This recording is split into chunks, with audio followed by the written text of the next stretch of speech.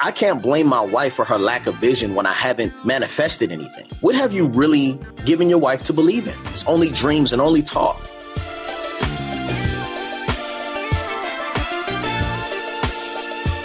You're listening to the Redefining Wealth podcast with Patrice Washington. In today's episode, I sit down with well-known YouTuber Glen Henry of Belief in Fatherhood. He believes that your genius should be released in 5 stages. Hey there, this is Patrice Washington from patricewashington.com, where we chase purpose, not money. Welcome back. This is part 5 of the Results Not Resolution series. This is what we do at the top of the year to make sure that we are not just writing out goals and saying that this is what we want to do, but that we understand who we have to become in the process to actually get the results that we want. And so this has been phenomenal. Last week, Monique Coleman shut it down with Peel Back the Layers. This has just been incredible. If you're new here, welcome. You definitely want to go back to the beginning of this series. The first Thursday of the year is when we kicked off. But I will say, if you're new, you should really know something about us. We believe here that wealth is more than money and material possessions. It's actually about well-being at its core. And so you can go back to the beginning of this series, but I'm going to take it a step further. I want you to go back to the beginning of the podcast, all the way back to 2017, and really learn more about our 6 foundational pillars. I call them the 6 pillars of wealth, because then you will understand why we talk about the different areas of life that we do. Because I believe that as a financial expert for many years now, a decade now, that so many people don't understand the connection between how they live their lives and whether they can make and manage and maintain money successfully. And there is definitely a connection, and we strive to make sure that we make that connection here each and every week. And I'm really excited about having Glen Henry on. I got to see him break down these 5 stages we're going to talk about live at PatreCon 2018 in Los Angeles. Phenomenal guy, wonderful story. Really passionate. You'll see in just a second. Man, I think it's incredible. You know, I always tell you when you should write notes. So get ready to write some notes. Check out the show notes, because this is going to be good. Before I get into Glen, though, I have to tell you, if you are in Florida, I need you to pay close attention, because, you know, I speak often with Paul Mitchell School. So grateful for that relationship. And they open up the doors to my audience to come hear me do this whole talk on redefining wealth live all over the country. And so I think I've been to maybe 12 or 13 schools at this point, and I'm excited to add the next 3. So if you're in Orlando, Tampa, or Fort Myers, pay attention. I am coming the 19th through the 21st. I will be at each one of those locations. So if you want to come and hang out and, you know, learn more about redefining wealth in a live setting, we have a lot of fun. I promise you, my corny jokes go over so much better on stage. I promise you that. But give me a hug, take pictures, whatever. Come and see me. I would love to be there with you. And if you're a purpose chaser, if you're in my Patreon community, make sure you raise your hand and let me know so that we can do our special meetup that I try to do in every city when I do this. But you got to let me know that you're there so I can plan ahead. February 19th, 20th, and 21st, go to patricewashington.com/calendar. Is it back or forward? Whatever. You know what I'm saying. patricewashington.com/calendar. And you can get more details about the times and locations and all that great stuff. So without further ado, let me introduce you to Glen Henry. In October of 2015, Glen Henry launched his widely successful YouTube channel, Belief in Fatherhood, in which he tells honest stories about the ins and outs of being a dad. The channel's mission is to equip fathers, give hope to mothers, and inspire children.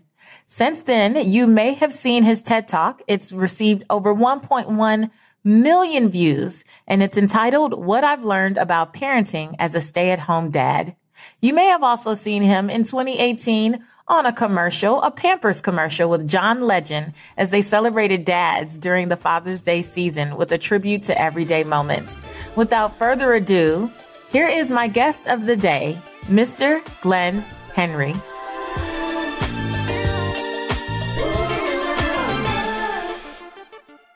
Welcome to the Redefining Wealth podcast, Glen. Hi, I'm happy to be here. Thank you. No, I'm super excited to have you. I don't know if your ears have been buzzing at all, but I can't tell you how many people I've told about you since PatreCon. And I love, first of all, and I don't know if you realized this at the time, but I accidentally attended your session because I saw someone that was standing next to you that I had chatted with the day before. And I really didn't realize that you were the speaker in your session. I was planning on going somewhere else. And then when we start chatting, I was like, this dude is dope. I think I'm going to sit right here. And then I was like, I'll split my time. I'll sit here and then I'll go to the session that I wanted to go to. Mm-hmm. Needless to say, I was like the last person. Like I was one of the last people hovering around when you were done because I was so blown away by what you shared. And it spoke so much to some of the things that I just really want my community to know about. So, man, first of all, kudos to you. You killed it. And I put in my review that you should have been a main stage speaker. Wow, that is amazing. I'm really honored and I definitely surprised myself. I was hoping the smaller amount of people that were there, the more comfortable I would be. So I was really hoping that nobody showed up. No. Yeah, because, it was a concept that really wasn't flushed out yet. And so sometimes when you have these ideas, this is exactly what I'm talking about. Yeah. You are releasing your genius. Exactly. Right? It's hard for you to actually think that other people will understand because the concept may not be, I may have it in my head, but I'm not able to flush it out in the correct way. So I'm glad that everyone who stuck around and peeped in really got something out of it. And so. Oh, yeah. Well, okay. So here at Redefining Wealth, we don't believe that wealth is just about money and material possessions. We believe it's also about well-being. And what we do is flesh out 6 foundational pillars. And one of those is work. And work is about living your life's purpose. But my true desire as well for my audience is to help them earn more without feeling like they have to chase money. Yeah.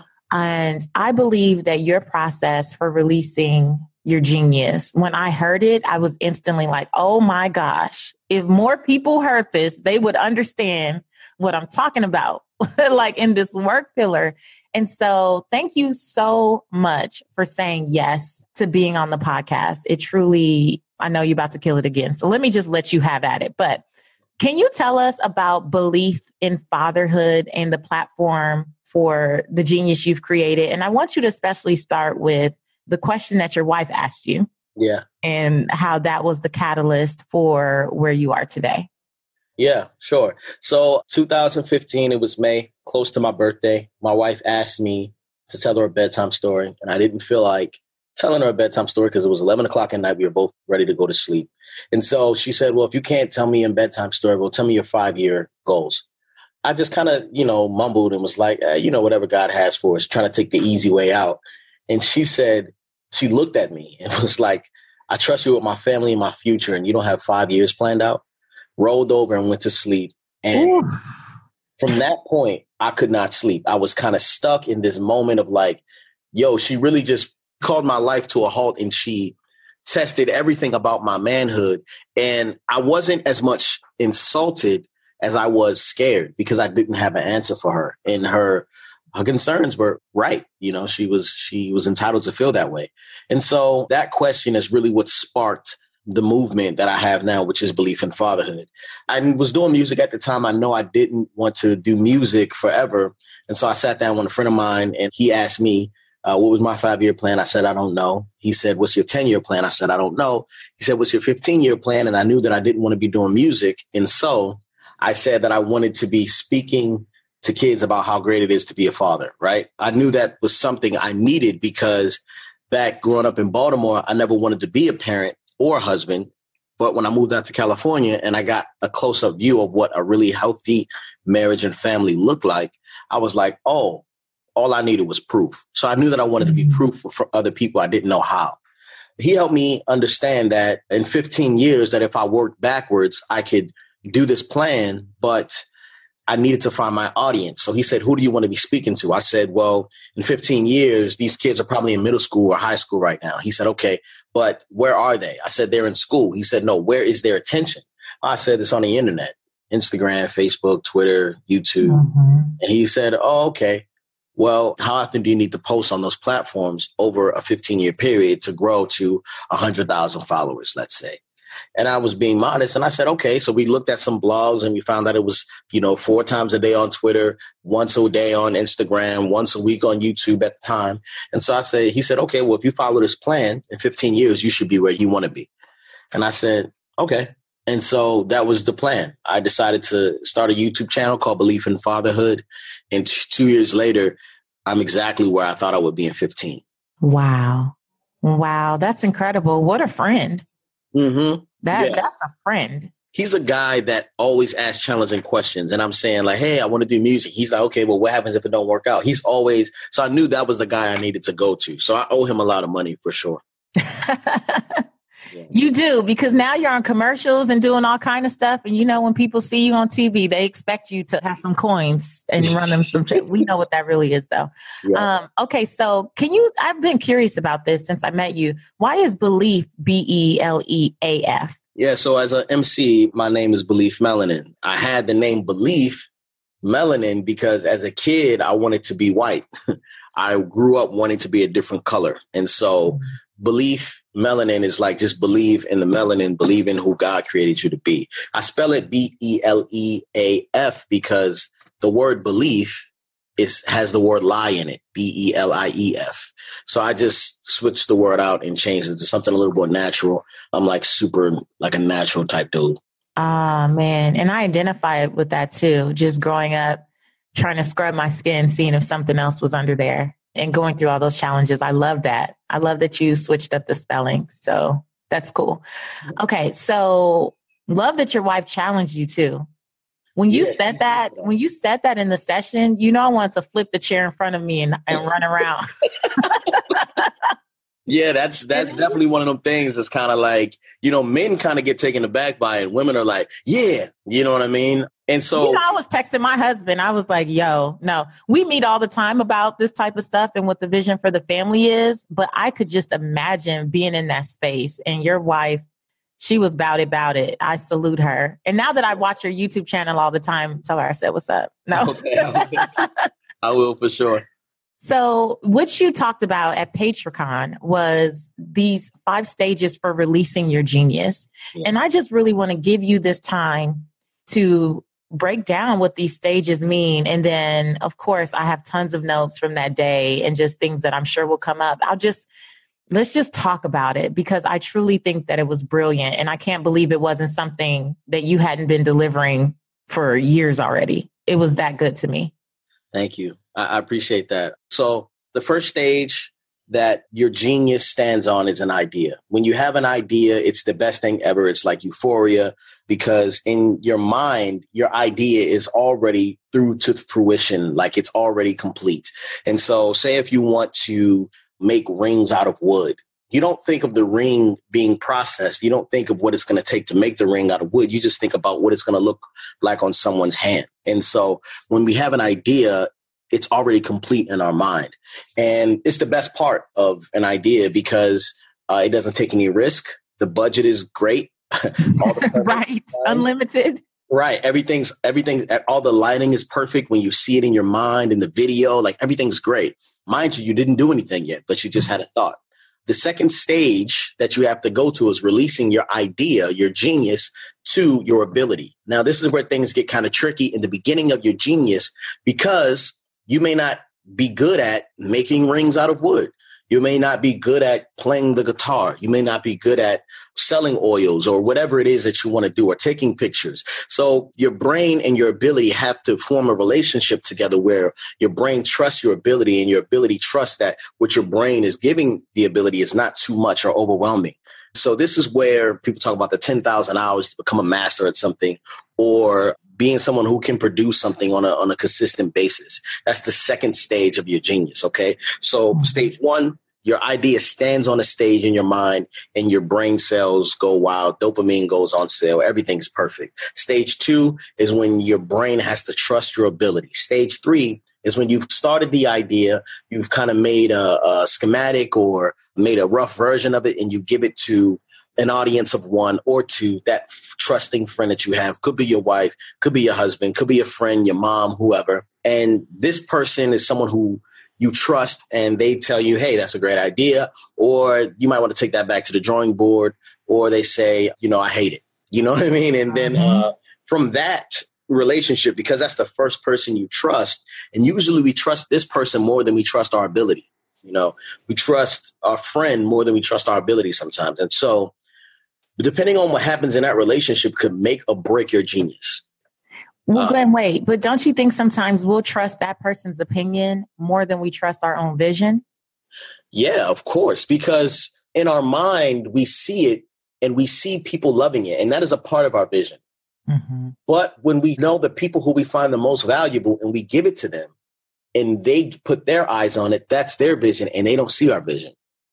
So we get frustrated with, oh, you don't like it. Oh, it's stupid. Oh, okay. We get our feelings hurt and it can destroy our process.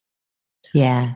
So it's important for that first person you have to be someone who may not be a creative, but at least is an encourager or is someone who's going to challenge you to match your personality type. So someone may not respond well to being like, man, I think that's a terrible idea, run that back. But other people might be like, well, you think it's a terrible idea, but what do you think is terrible about it? Well, how can I make it great? And then, you'll have to run it back and take it back to the drawing board. So I just want to unpack this even more because I feel like, as we think about the stages, I love that everything starts with an idea, right? And like you said, in your mind, you see the best possible version of this thing. I mean, the Mac Daddy version, it can have no wrong. Like you see it. And then you do have to release it to your ability. Do I actually have what it takes, or am I capable yet? Or what do I need to go and learn? But that stage 3 audience of 1 or 2 is probably responsible for so many ideas going to the graveyard with people.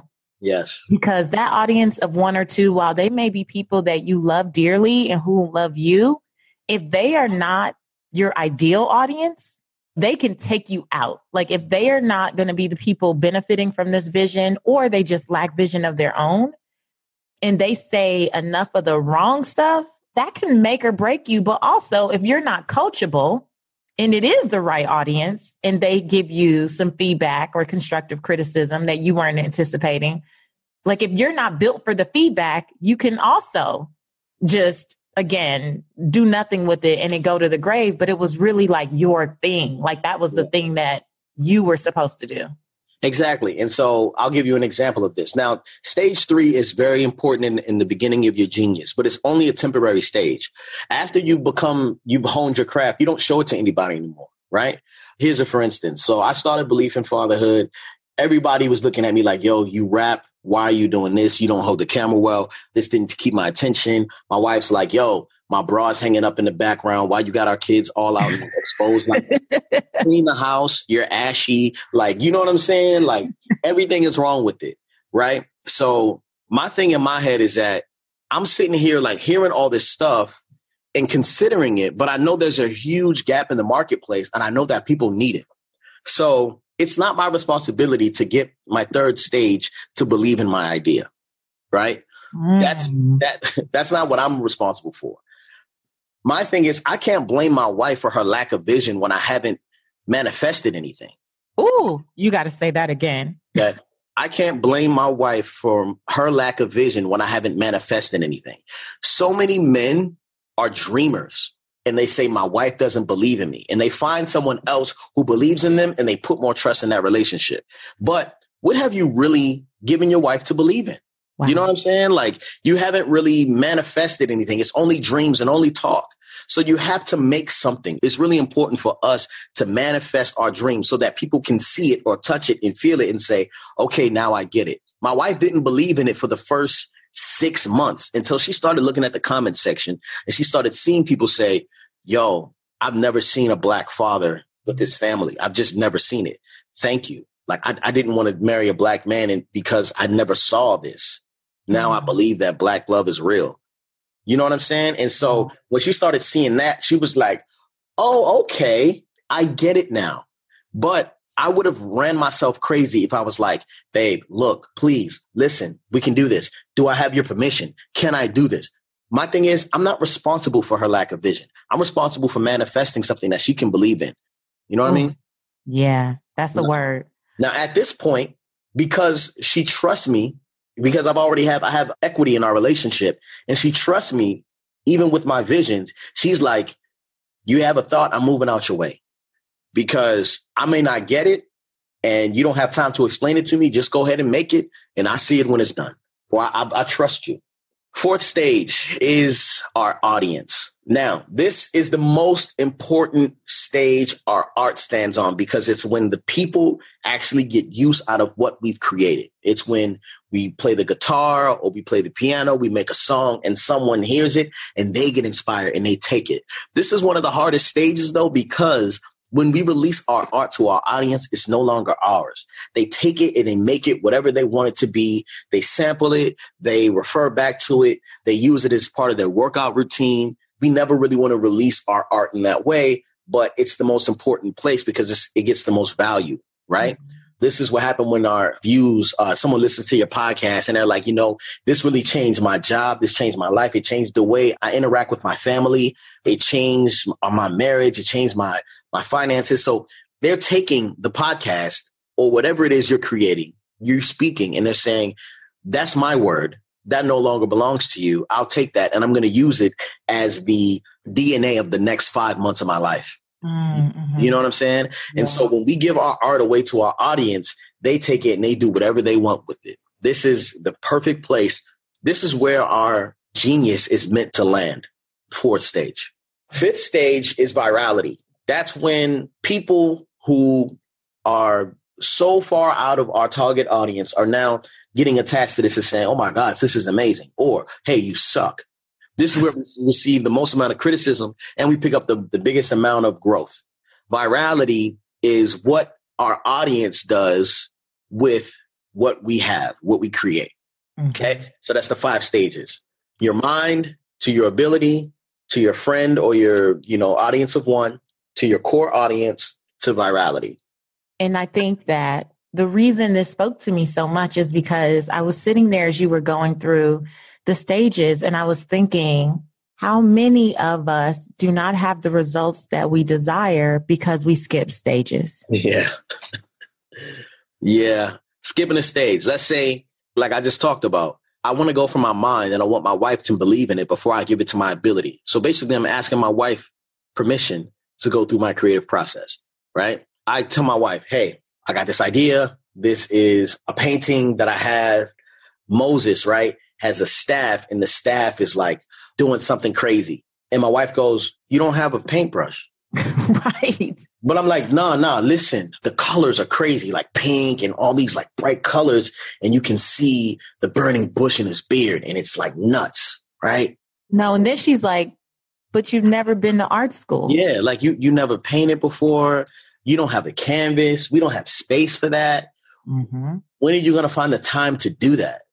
Mm-hmm. Now, this is not my wife. She hasn't done it to this degree. You know what I mean? Mm-hmm. But it happens. It happens all the time. It happens to many of us. Right. I don't have time for that. Babe, we got to make money. We have to pay these bills. We have kids. This. You're right. I really don't have time to flush that out. Right. Or I can imagine the response being, to your point, what was I thinking? Yeah. And I think that's the one that stops people right there. When they have something in their mind, they share it with someone else. They haven't gotten to release my ability. So they haven't said, well, let me sign up for the class or let me read a few books or let me try my hand at this. They've literally just went to getting the idea, running and telling someone, right? Yeah. Skipping to stage 3. And then when they respond in a way that we're not pleased with, we go into, especially if you have failed at things in the past. Yep. That's a good one. Yeah, because we're all very aware of our own shortcomings. We're aware of our lack of discipline or our procrastination or the things that we tried that didn't work out or the things that we never completed. We're aware of that. So as soon as someone plants that seed again, we're like, what was I thinking? Or they remember the last time you didn't do it. Right. And they bring it up. And then you had an idea that got you into an argument or got you like hating someone that you live with for a moment. dang, you always destroy my dreams. I'm just sitting here trying to daydream and I have an idea and you just always got to say something. Mm-hmm. You know what I'm saying? Mm-hmm. So I know that sharing the idea with someone is stage 3. How long do you feel like you should be in stage 2, kind of assessing what your abilities are before you get to a place of sharing it with someone? How do you know when it's too soon to try to share? You don't. This is between you, your brain, and your ability. That's why that's the most important relationship. You ever heard somebody named Ice JJ Fish? Mm-mm. Okay. He went viral, completely viral, because he sings terribly, right? Now, he doesn't know he's a bad singer. I don't know if he's like tone deaf or whatever, but he went completely viral over this video he did. It was terrible, but he thought he was the man. And it was like, people laughed at him. Like everyone laughed at him. It was kind of sad, but he's so arrogant that you just kind of like, I don't even feel bad for this guy. But he's one of my biggest inspirations because of his confidence. He is completely confident. He's so bad and completely confident that even when I'm thinking like, man, this could be better, I know that it's better out than it is in my head. Oh, come on. You know what I mean? Like it's better that I have a halfway idea that's kind of out, because people, my core audience, will take my scraps and they will be inspired by those things. You know, if I write a song or I write a song and Jack Conte did this thing one time. He said, art isn't complete. It's published. Oh. You can always add another brushstroke. You can always add another kick or snare or change this or change that to a piece of art. When you think about things that are completed, you think about football games, basketball games, because there's a time that says, hey, we're stopping now. You think about meals, all the food is gone. So that means we're done. When you think about art, it's never finished. It's just published. We just publish it early.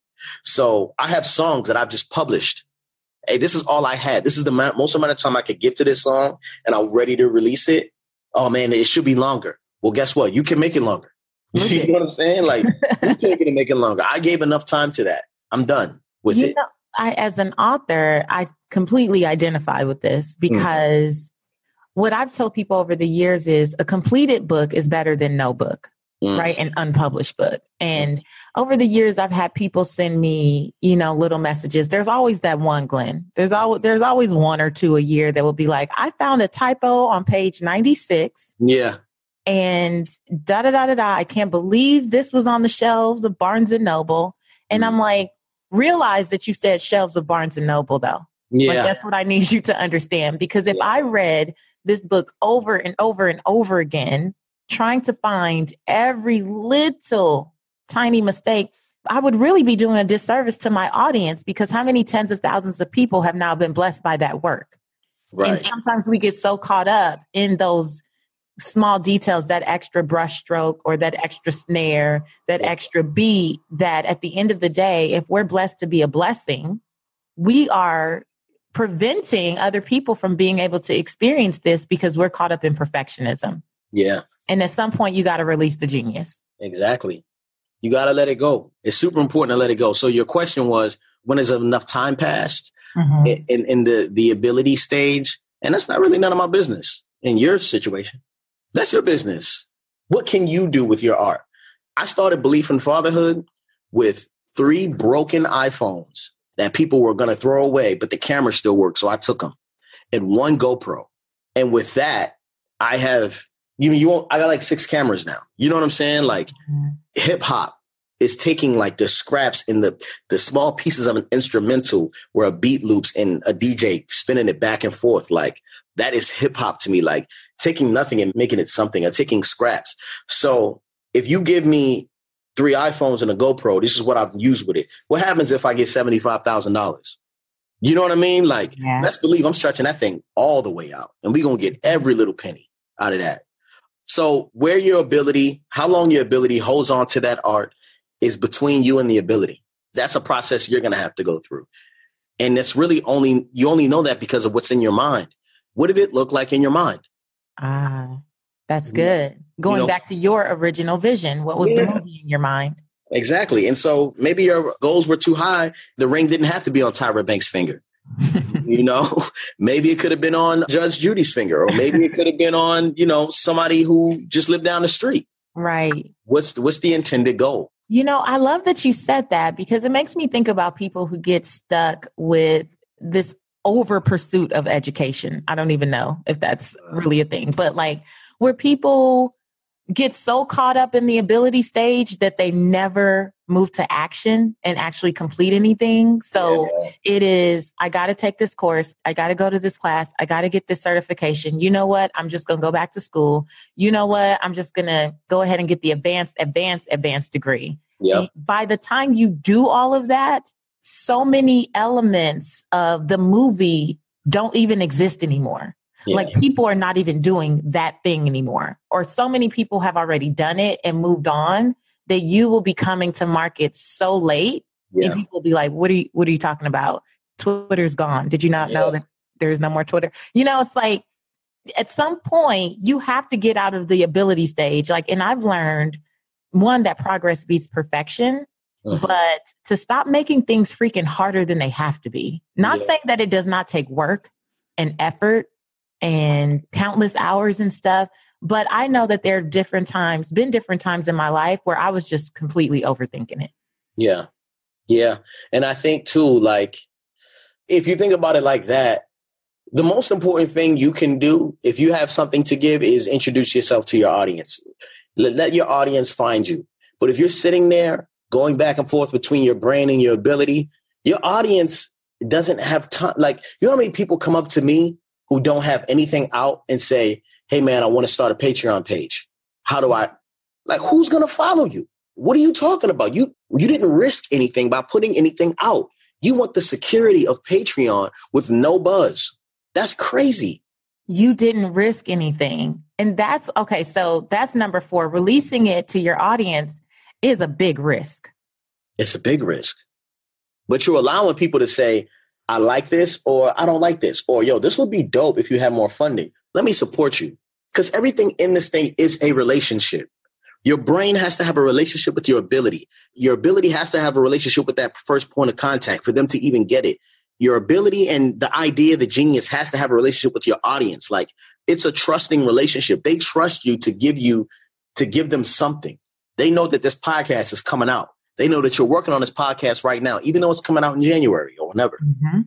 Like, they trust you with their time, and they say, I'm going to put my stock in this person because I know I'm going to get something back. So it's really just a trusting relationship that you're building. What do you think prevents people from taking the risk? What are the risks associated with actually moving into the space of releasing to your audience? It's everything. The first point on the presentation was, what's the biggest fears of creative? And my synopsis is, the biggest fear creators face is the moment that we are standing on stage, fully vulnerable, sharing our art, and for some reason, it doesn't go as expected. We are rejected, and rejection is a personal attack on our confidence, our dreams, and most importantly, our genius. I think people fear being unsuccessful / rejected, or they actually fear being successful and falling. That's the one people don't talk about. Yes. And I suffer from that. Fear of being successful. And then, I'm a great dad on YouTube. And then my son turns 18 and be like, man, that dude was never like that in real life. You know what I'm saying? Like, yeah, that's the most ratchet thing that can happen. You know what I mean? So like, I'm on my P's and Q's right now, like trying to be the man that I say I am. Yeah, I definitely agree with you that's huge, right? Is the fear of not living up to who you say you are to your audience. Yes, indeed. And I think fear is the one thing fear is interesting, because you respect fear. And sometimes fear actually is what pushes you to make certain decisions. Or, if you're scared of something, then you probably should do it.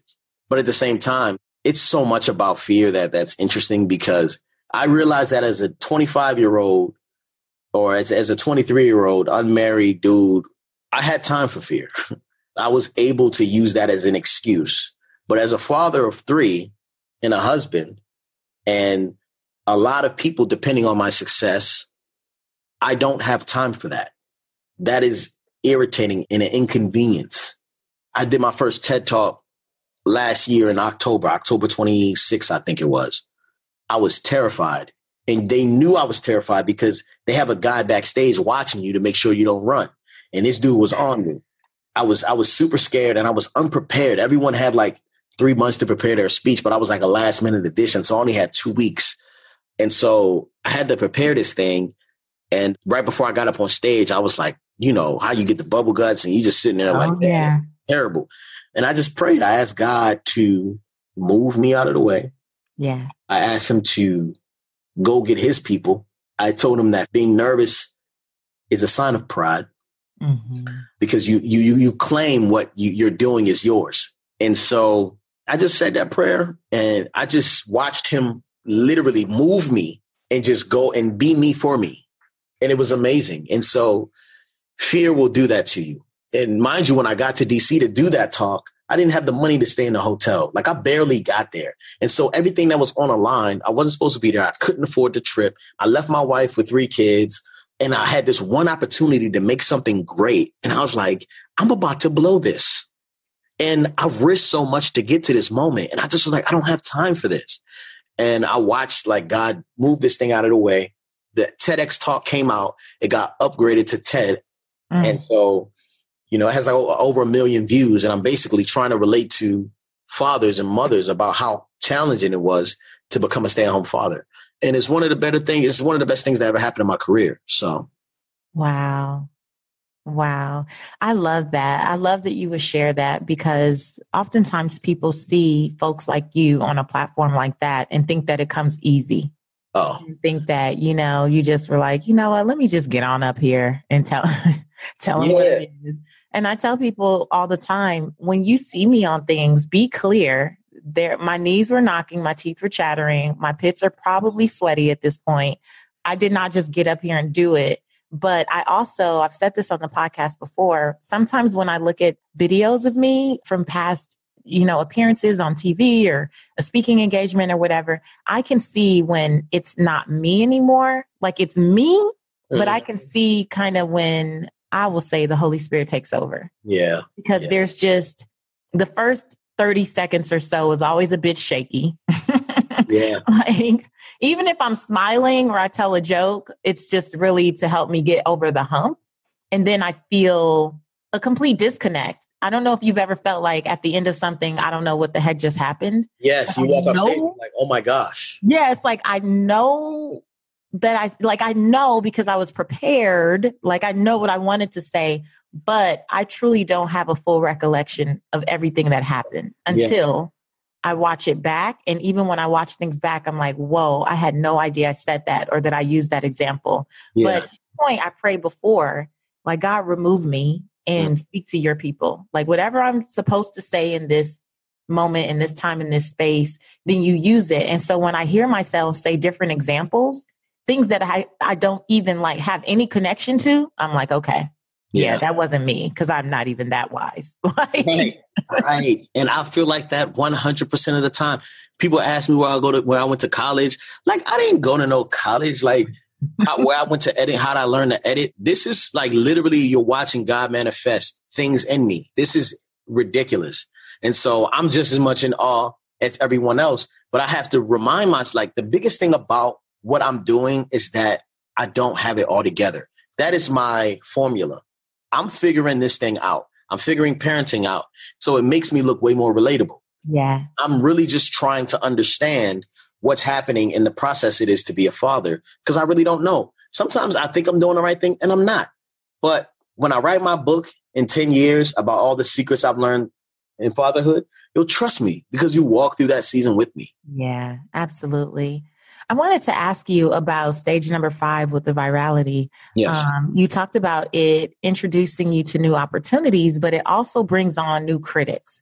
Yes. So when you are being authentic, when you are saying, look, I'm not the guru here. I don't call myself the expert. Time will still tell, you know, based on how my kids turn out. And, you know, I'm doing the best that I can. And I'm just making a commitment to show up every day. And then people are like, you suck, you're whack, this is dumb, what are you doing? How do you deal with the critics, especially on a platform like YouTube? Yeah. And, you know, they come all the time. They are always around, you know, especially when you're going viral. It's kind of like, man, dang it. Ooh, but dang, man, like, man, this AdSense check about to be nice, but dang it, man, I don't feel like dealing with this, you know? With the trolls. Yeah, they're so mean and like unnecessary. Yo, this obviously ain't for you. Why'd you click on it? Or like, why did you even say that? I mean, you're talking everything from calling my kids names to, you know, saying I'm going to leave my family to all types of stuff. And then it makes it uncomfortable for my core audience because they're like, yo, I don't want to see my people treated like this. But this is the beautiful thing about that is that, one, you have a core audience. You have a type of person or person this content is meant for. And that's really the thing to focus on. The most important thing is, wait a minute. I'm not supposed to, I mean, my relationship with virality, it's a distant relationship. Like I understand what you're here for. You're here to expose me to a people that have never seen me before and also bring people who aren't intended for my stuff my way. You're here to actually test me and encourage me, right? That's my relationship with virality. But because I have such a great relationship from my brain to my ability, I don't care what happens at viral. I'm manifesting the things that in my head and I'm making them I'm turning them into something. You can't tell me that isn't brilliant. I had an idea, a thought in my mind.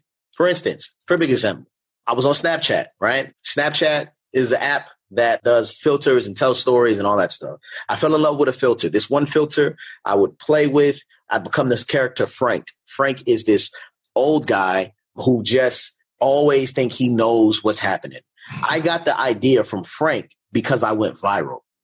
Frank is someone who doesn't like me, but likes the kids. He's always discouraging me and lifting up the kids. He's a hater. Now I play Frank. I am Frank. And I play the version of Frank that the trolls play when they come to my channel.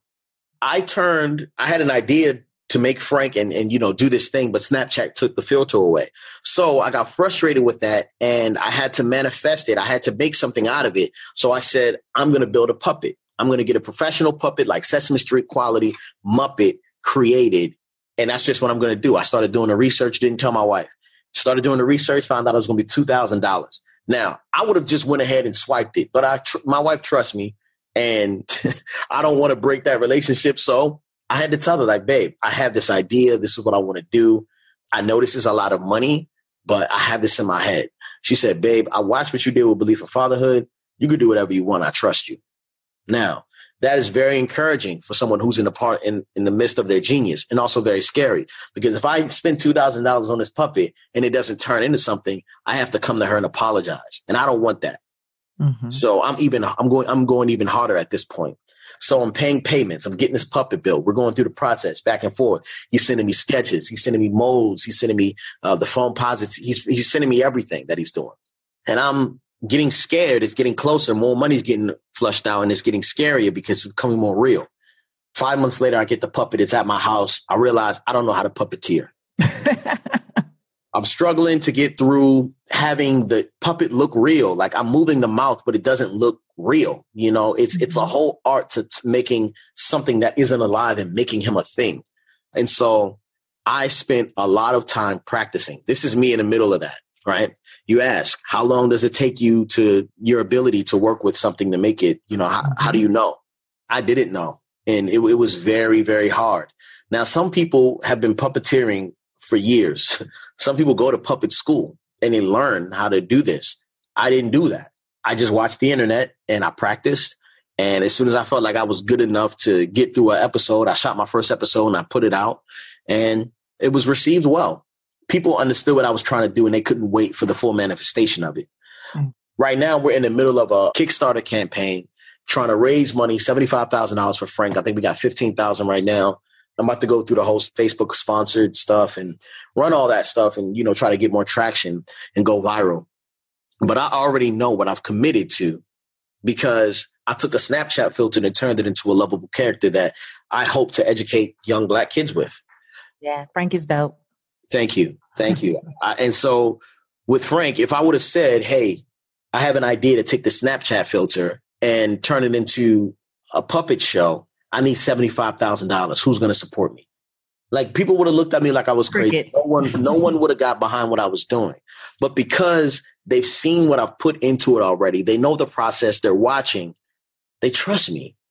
And I believe we're going to raise the money. We got 30 days.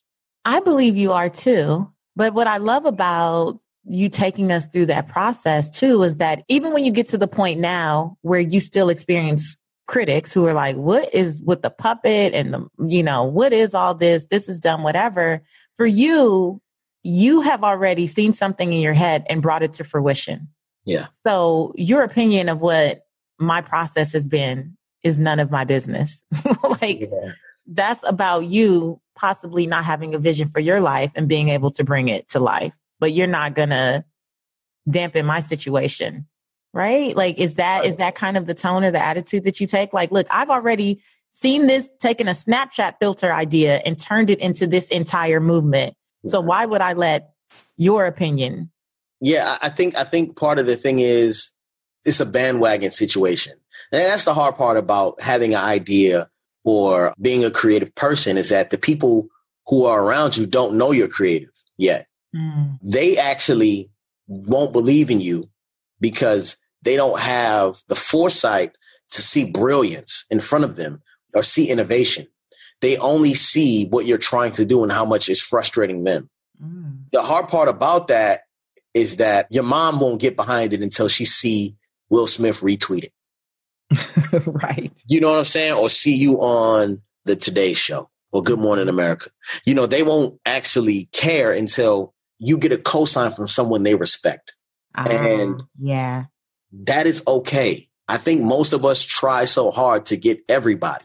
And I actually don't want everybody. I want less people to find me. I only want the people. I feel like my art is a privilege. If someone has a negative thing to say about my channel, I hide them from the channel. I delete them, block them, because I'm inviting you into my home. I would never let you speak to my wife or my children in that manner. And so I'm deleting you from my life. You know what I mean? What I'm doing right now is a privilege. I feel like a very small amount of people should be able to see it. I wish I could block it from being on certain people's computers, because I really do feel like I'm doing a service to the world. I feel like I should be protected, by the community. I honestly feel like that. There's not a lot of people risking their lives to show what their lives are really like and exposing their children. Like, that is risky. And I'm not going to be doing it for a long time. So people really should appreciate it while it's here. What a great outlook, though. I love that. My art is a privilege. Yeah. Like, you are absolutely right, because any one of us as creators could really take our content and share it with the selected few and go on about our business. Yes. Like, the fact that you open it up and anyone who's able to stumble upon it somehow through some possibility sees it. Like, it's a privilege that you got to see it. Don't play yourself. Yeah, don't play yourself. Like, and back to the fact that it is such a great risk. And my thing is, the people who are the loudest critics are not really taking any risk of their own. It's like, where is your page? Where is your podcast? Where is your book? Where is your talk? Where is your speech? Where is your, until you can get out here and take a stand for something that you truly feel called to, then we don't get to have this conversation.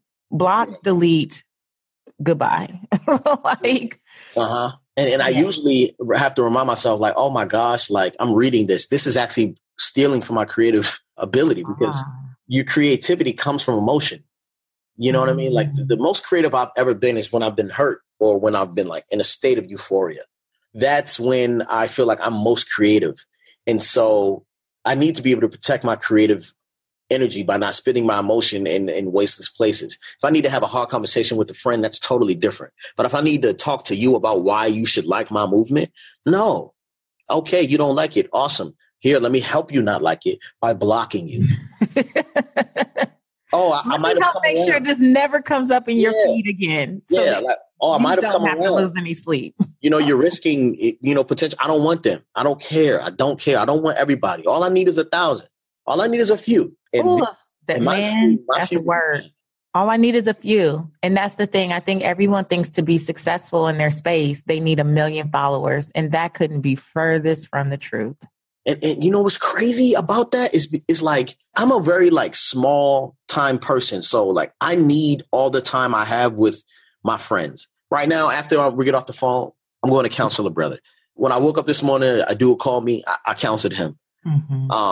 If I have 100,000 people, I can't counsel all these people. I really want to be able to affect these people. And so when they ask me a question and I get, 45 different questions, I can't answer. I don't have the time for that. Why? Because I have 3 children that need my time and they need their questions answered individually. My wife has concerns, her mom, whoever, like we have all these people we're responsible for that we're shepherding.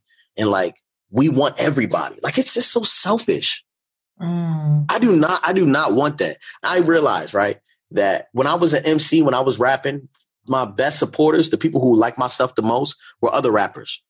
Now that's awesome because it feels like, oh man, like I got so much love, but they also don't buy records. So everybody respects me, but I'm broke. Cool. Well, I know that my value then is that I am the influencer's influencer.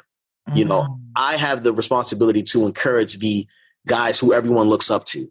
And I'm like, cool, I'm going to be that guy. That's it. And so I know where my value is. I don't want everybody. Belief in fatherhood is not for everybody. Frank Puppet ain't for everybody. But when it's for you, it's really for you. And it goes deep. Yeah. And I feel the same way. Redefining wealth is not for everyone. Yes. And I am 1,000% okay with that. Oh, man, Glen, you are so dope. I just feel like it was such a divine appointment that I got to sit in your session and witness you release your genius. Before I let you go, here at Redefining Wealth, we do these rapid wisdom questions at the end. And I'm going to ask you a few questions and just tell us the first thing that comes to mind, okay? Okay. How do you define success? Success is when you trust yourself and are able to provide off of that trust. How do you define wealth in 3 words or less? Time well spent. Oh, I love that. Time well spent. Good. What's one book that has redefined how you see wealth? Building a Story Brand by Donald Miller.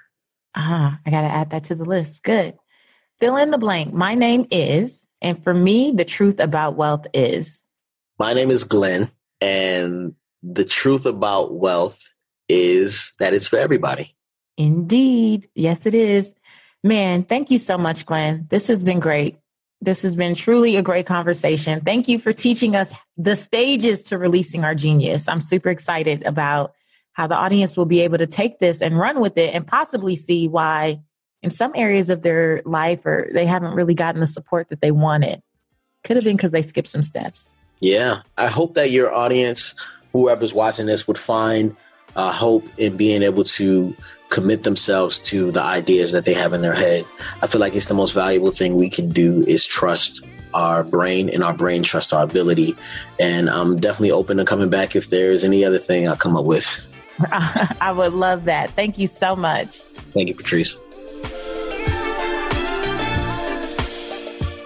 Okay, didn't I tell you that Glen would be amazing?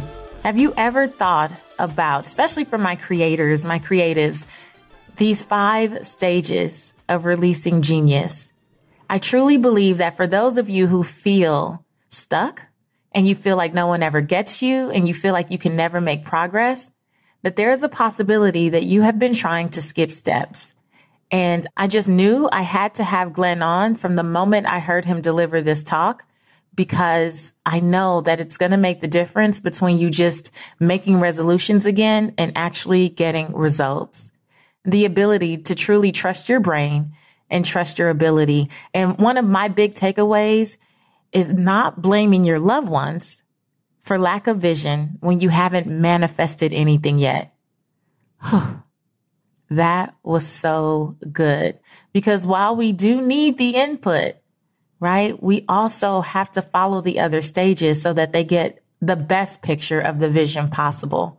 And I know it's really tempting to go out there and try to describe it before it's ready, but you also can't hang out in that area forever. You know, what I love about these stages is I think it's pretty fluid. You just want to move on to the next, on to the next, on to the next. You can't get stuck in any one place, but you got to touch it at some point. So shout out to Glen Henry and his wife, his beautiful family. And you may have heard him say several times that he has 3 children. However, the cat's out the bag. He actually has a 4th bundle of joy on the way. So there will be a new addition to the Belief in Fatherhood channel sometime this year. So congratulations to them, he and his wife, Yvette. Thank you so much for tuning in today. I really, really want to hear what you thought about these stages of genius. Have you been guilty about skipping stages? Have you been guilty of focusing more on perfection than just pushing publish? And how many people are suffering because you won't move and get out the way and just keep it going, right? There's so much to unpack here. If you are a purpose chaser, meet me over in our community. Let's dissect this episode. Let's talk about it. You can hit me up in social media, Seek Wisdom PCW, Seek Wisdom PCW. If you haven't yet subscribed or rated or reviewed this podcast, please do so. It really does help us out. I would love if you gave an honest, really, really high review. I'm just going to throw that out there. But no, I would love to get your review. And stay tuned. I want you to subscribe because we're going to end this series next week. So part 6 comes next week, and I can't wait for you to hear the end of Results Not Resolutions. So stay tuned. We'll be back next week, and I'm so honored to have you on this journey with me. Until next time, I want you to go live your life's purpose, find fulfillment, and earn more without ever chasing money. Talk to you later.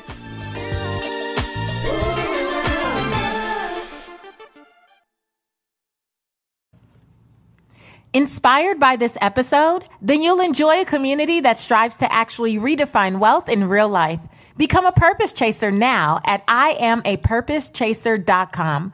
You'll connect with me and other listeners from around the globe as we all become more and more intentional about embracing the best version of ourselves and practically embodying the redefining wealth pillars daily. As a thank you for coming over and making your support of the podcast official, you'll also get some pretty cool rewards like product giveaways, live Q&As with me, and so much more. Learn all about it at IamAPurposeChaser.com.